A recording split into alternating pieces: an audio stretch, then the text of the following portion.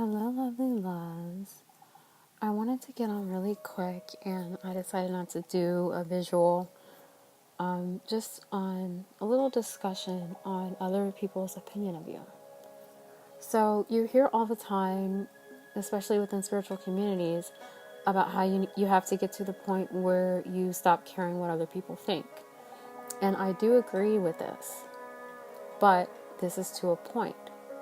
And the reason that I'm putting to a point is because everything in your reality is a reflection of you, and more deeply, how you feel about yourself.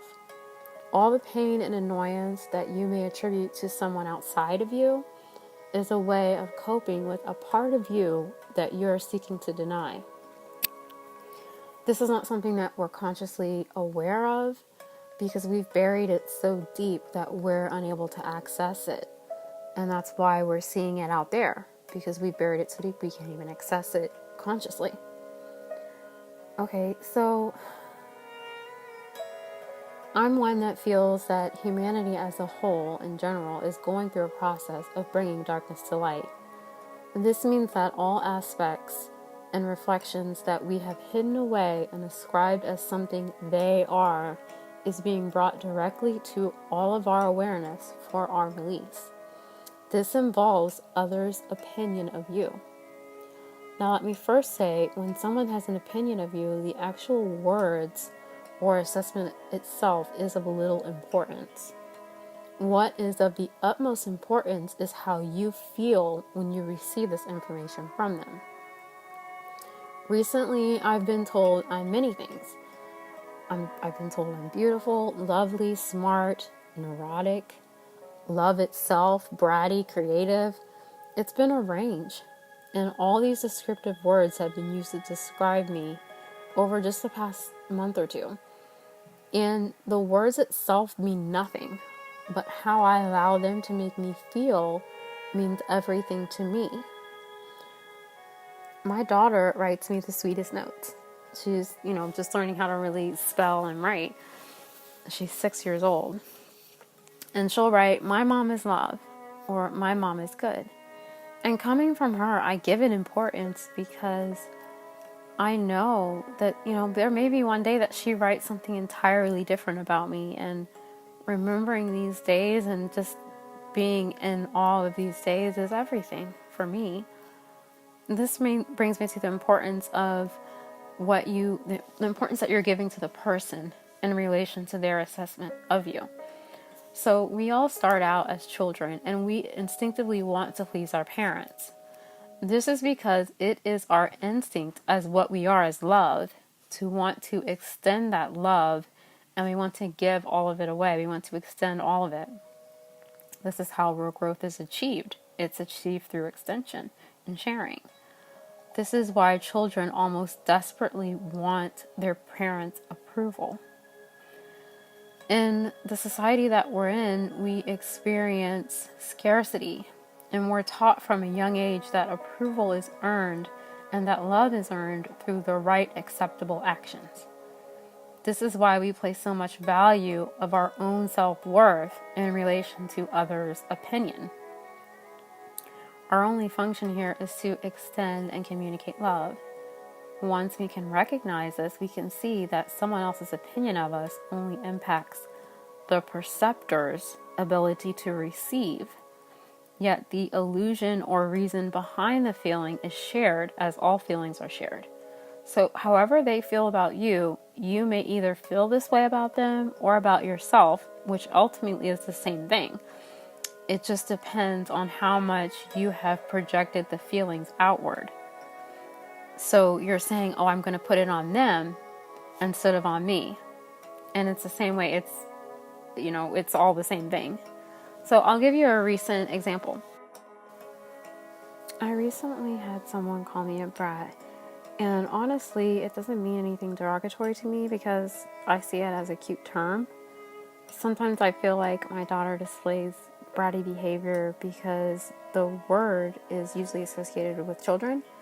Yeah, even with my child, I can also see a flip side of this and how her bratty behavior is actually her being strong and in her own values and desires. So I find no fault with that, because I also recognize that her nature itself is one of truth.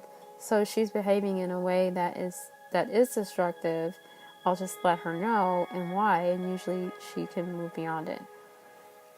One example is a few weeks ago, my husband and I were watching TV in our family room, and our kids were in the living room playing. And my daughter brightly rushes downstairs and very loudly, she's like, "Can you turn the TV down? We can hear it upstairs and it's bothering us." My husband just thought it was too much for a 6-year-old to interrupt us during our movie to tell us to turn the TV down. And he's just like, "So you're just playing, get over it. And, why are you interrupting us for that?" And he thought that was bratty behavior. But I personally was proud of her for letting us know exactly how she felt and what she wanted. The person who called me a brat, I'm not really sure what it means for him, but I do know that whatever it is, it ultimately doesn't have anything to do with me specifically. I choose to see the meaning in the light that I see it in my daughter. And this brings me to the deeper meaning behind the point that I'm trying to make here is someone's opinion of you means to you how you feel about it, not the word itself. In the same way, their opinion about you for them really means how they feel about themselves and how they feel. Whatever the word is doesn't mean anything. So ultimately, the word brat or bratty could mean the same thing that it does for me for him. And that's a totally different thing. I'm not really sure what it means, but he's the one who is making up the actual definition of the meaning for him. I'm not going to sit here and say that I have total and complete unconditional love for everyone, because that is just not really true. What I will say is that those who have been in my awareness and I feel that they're pushing away or hiding from me, it's simply because they're afraid of their own light, and in order to stay in darkness, they would like to think to keep me there beside them. The good thing about this is that you cannot keep someone in darkness when they choose light, and I choose light for both of us, because I know that we're linked together in this. What I find is that those who hide in darkness and in the darkness of self-hate are usually afraid of me, or they see me as exactly like them. Throughout my experiences with them, they're usually taken out of my awareness entirely. I feel like they're removed from my awareness only to cycle back again over and over until they're willing and able to see the light in me. It may be not me specifically that gets cycled back in their awareness, but it may be a signature of the same light. So there's a light that you can see in someone if you allow it, and it's the same type that maybe you'll see in someone else because it's a lesson that you have to learn. And so other people are going to be there to give you the same lesson, even though it may be a different communication device or body that's giving it to you. So we're essentially going to truth together by removing all the illusions we have made up in order to block the light. So, yep, that's it. Later, loves. Bye.